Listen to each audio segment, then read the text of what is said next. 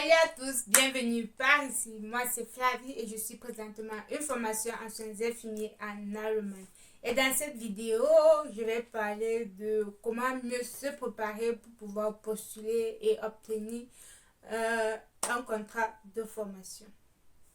Et bien avant de me lancer là, je tiens à vous souhaiter bonne et heureuse année 2023. Tous mes voeux de succès, de bonheur, de santé. Portez-vous bien et veillez sur vous. Bon, pour revenir à notre sujet qui nous amène en ce jour, je disais comment faire pour pouvoir se préparer au mieux et obtenir son contrat de formation sans trop de tracasseries. Les choses viennent de la préparation après avoir composé ton examen de baccalauréat ou bien après ta licence. Quand tu décides de faire la formation en soins infirmiers, que tu sois en cours à l'université ou bien en cours ou bien au lycée, dès que tu as fini, la première chose que tu dois faire, même avant d'avoir fini, si tu es en âge, tu peux directement commencer à faire ton passeport. Parce que une chose est sûre, tu ne peux pas voyager sans passeport. Le passeport est le document essentiel de base. J'ai fait une vidéo où j'expliquais tous les documents nécessaires pour pouvoir postuler et obtenir un contrat de formation. Je mettrai le lien de la vidéo dans les commentaires pour vous inviter à regarder une fois de plus tous ces documents. Après que tu aies fait cela, tu as la possibilité maintenant, après que tu aies fait ton passeport, quand les cours sont finis et que peut-être tu as la possibilité maintenant d'avoir assez de temps pour pouvoir faire tes cours de langue, tu peux directement entamer avec tes cours de langue. Tu n'es pas obligé d'attendre ton résultat du baccalauréat. Et pour ceux qui sont à l'université, si vous avez suffisamment de temps entre vos cours à l'université, vous pouvez également commencer avec vos cours de langue. Et pour ceux qui sont à l'université, vous avez déjà votre baccalauréat et vous pouvez déjà envoyer pour qu'on puisse faire son année. Je tiens à préciser que l'adresse à laquelle on doit retourner le dossier qui est demandé, ça peut être un ami, une connaissance, bien évidemment, c'est pas obligé que ce soit un parent ou une personne de la famille. Donc n'importe qui peut le faire et la seule chose que vous avez à faire, c'est parfois de lui fournir une procuration afin que il n'y ait pas d'autres complications, bien une deuxième mot de tête qui surgit. Dans tout ça là, en gérant tout ce tralala, on est toujours en train de faire les cours de langue jusqu'à ce qu'on ait atteint le minimum de langue requis.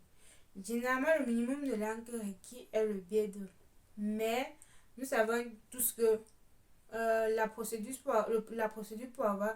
pour postuler, avoir le contrat et avoir le visa, ça prend énormément de temps.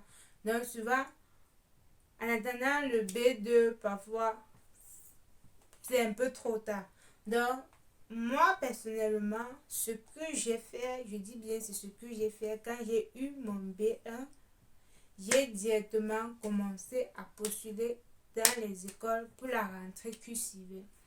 Parce que dans l'intervalle qui me restait avec la prochaine rentrée de formation, j'aurais déjà achevé avec le B2. Donc, ceci dit, le niveau minimum dont il demandait. Donc, c'est également ce dont je vous invite à le faire. Maintenant, à propos des stages et des interviews.